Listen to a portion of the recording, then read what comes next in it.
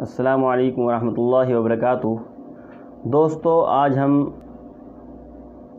عورت کے اس لباس کے بارے میں بات کریں گے جس کو پہن کر وہ غیر مردوں کے سامنے اور نامحرم کے سامنے جا سکتی ہے۔ مثلاً اس کو بازار وغیرہ کے اندر اگر جانا پڑ رہا ہے، گھر سے باہر اس کو نکلنا پڑ رہا ہے، تو اس کا لباس کیسا ہونا چاہیے۔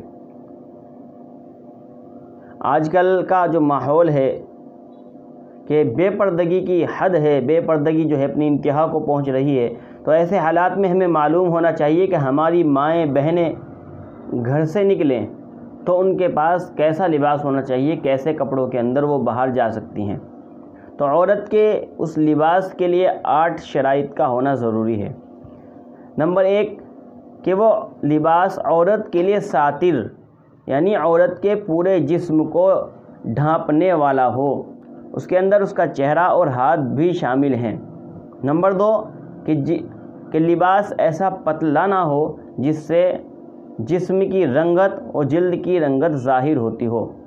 نمبر 3 وہ لباس ایسا کھلا ہوا اور ڈھیلا ڈھالا ہو اور کشادہ ہو کہ جس سے جسم کی اعضاء اور جسم کی بناوٹ ظاہر نہ ہوتی ہو، بلکہ جسم کا اس کے اندر پتہ نہ لگتا ہو۔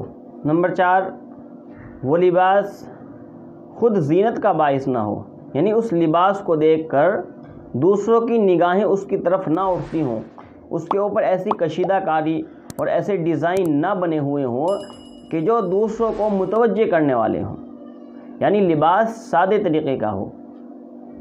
اور نمبر 5 وہ لباس کافر عورتوں کے لباس کے مشابہ نہ ہو۔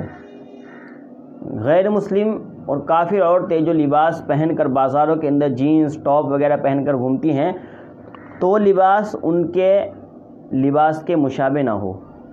نمبر 6 اس لباس پر خوشبو نہ لگائی گئی ہو۔ اور نمبر 7 وہ لباس مردوں کے لباس کے مشابہ بھی نہ ہو۔